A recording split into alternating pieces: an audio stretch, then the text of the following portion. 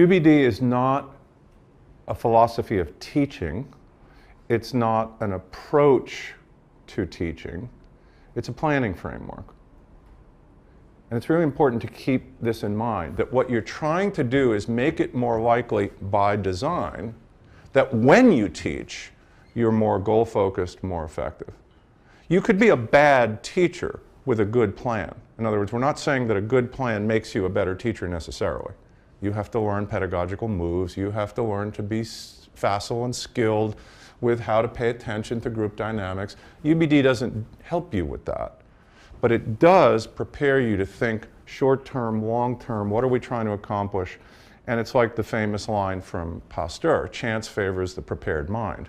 You're totally prepared for teachable moments, not in the sense of, oh, well, that's a cool student comment. Let's just run with that for 5 days. That's not serendipity. That's letting the students write the curriculum. And that's not what I'm talking about. I'm talking about being so prepared about where you want to end up that you hear a potential student comment as a fantastic entry point to go where you want to end up. In other words, it's your job to know where we want to end up. I don't think we make any apologies about that. But part of where we want to end up is building autonomous, proactive, thoughtful people, not just march through some stuff, causing some typical learning. So we're trying to keep long-term goals in view. We're trying to get the blend of content and performance right. Notice I didn't say process, content and performance, because that's the ultimate goal. The student performs, as in the soccer situation, on their own, effectively, fluently, drawing from their repertoire.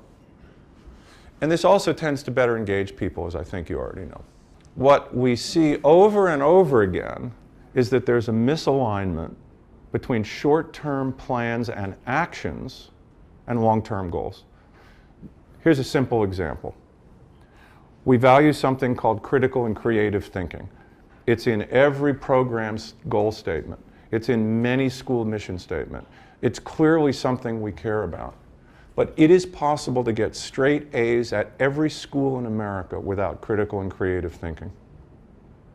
As long as you're smart, compliant, do your work, are thorough, you're going to get straight A's in almost every school in America. So a very basic backward design premise then.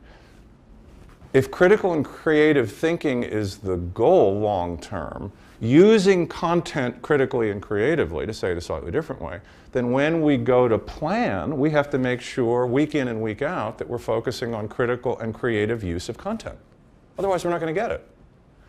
And this is, I think, the fatal mistake of prep schools.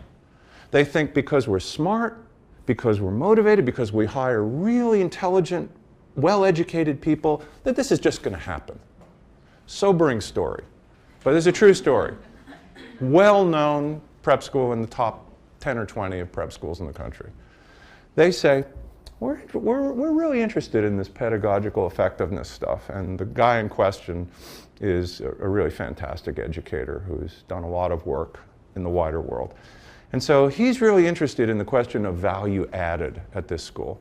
So they contract with ETS. Pre-assess 9th grade, assess 12th grade, critical thinking test. No gain. No gain. We admit them smart, we graduate them smart, we pat ourselves on the back, and we start teaching all over again. The value-added thing is huge. You can't just pat yourself on the back because you admit smart people and they do good things.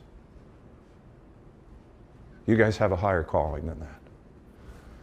So we want to focus on these long-term goals, and we want to embed them in our short-term plans. And the more you start to think this way, the more you'll realize you're not doing it. Again, I saw this on the soccer field. I saw that we were not developing any strategic thinking. One day I was in a scrimmage, and I'm looking at the scrimmage. You know, I'm there in the middle of the field reffing it. I'm watching people, and I'm saying, there's a lot of aimless running around here. So the ball's over here. Beep! What are you doing and why are you doing it? I don't know. So I said, all right, new rule. We're going to do freeze tag. If I don't like your answer, the ball goes over the other side. I'm always going to ask somebody on offense. And for like 2 weeks, there was no good answer. And of course, I realize that's my fault. There's no strategic thinking. My daughter's an elite soccer player. She's a senior at the George School. She's in North Carolina tournament right now. She doesn't have a good strategic thinking because she's had all these elite coaches that tell you what to do all the time. She had a coach, though, who doesn't coach at George School anymore. He's a retired Princeton coach who did it for $1 a year, one of those great gigs. He did the coolest thing at halftime. So they get in the circle that you always do at halftime. So, he said, what's working? What's working for us? Again, same thing. For a couple of weeks, they couldn't answer. We're winning. Yeah, I know that. What's working on the field? What's not working for us? What do we need to work on in the second half? In other words, Socratic questions was all he did at halftime. But the coolest question is, what's working for them? What do we have to stop? She was a different player. So were her teammates. So there's this tendency in even really good programs in schools to not help kids gain proactive control of the situation and have a long-term view. Simple test, all of you are teaching now. Ask kids to self-assess right now, now's a good time, January, against your goals for the year. What is her goal for the year? I mean, that's what's going to happen. And they're going to cherry pick some random little things, and you're going to be depressed. But that's a good experience. That's a really good experience. It's the kid who has to meet the goals. It's the kid that has to understand via transparency and reinforcement the long-term goals. So critical and creative thinking, to go back to our example, is a goal. Then that should be so obvious that the kids will self-assess against critical and creative thinking. Let's try it as a quick and dirty exercise. Think, pair, share. If you had to write a one-sentence mission statement for your course, what would it be? Jot some thoughts, try it out on the person next to you. One-sentence mission statement. What is the point of my course? And I'm using the word course to cover everything from pre-K to graduate school, from soccer to physics. If you are an elementary person, you could think of course in either one of two ways. You could say, what's the point of what I do with first graders? Or what's the point of the language arts strand? Or the social studies strand. So you can go either way there, since you have so many duties.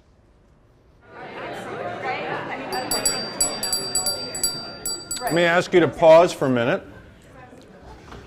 And let's do a little bit of backward design thinking. And then this is the basic logic of backward design. We'll say more about it later, and many of you know this. If that's the goal, what follows? If that's the long-term goal, what follows? What follows for assessment? What follows for instruction? Go back to your conversations and just together play out casually and informally at this point the answers to those questions as they occur to you. If that's the goal, what should we be assessing? And by assessing, I do not mean grading. I mean assessing. Just like you would do as a soccer coach. You don't give a grade as a varsity, well, maybe in some schools you do. I never did. But you're assessing. You're judging how we're doing against the goal. You're coaching. You're giving information about how we're doing against the goal. So what should we assess? And what should we be doing instructionally? Or what should occur in the classroom? And let me tell you one quick story before we do it. When I asked this question, and a fourth grade teacher pulled me over, and she said, well, there's two parts to my answer. I want students to be good readers, but more importantly, I want them to love to read. I said, let's just focus on the love to read. We know something about how to make good readers, but focus for me on love to read. What would be evidence that they love to read? And what do you have to do instructionally to make it more likely that they love to read? And I said, be careful. Requiring them to do everything isn't likely to cause it. In fact, it may undercut it. We know this about boys. So that's the caution. If that's your goal, what's the assessment? What needs to happen instructionally to support and head toward your goal? So somebody go first, do it together, then somebody go second, do it together. 5-10 minutes.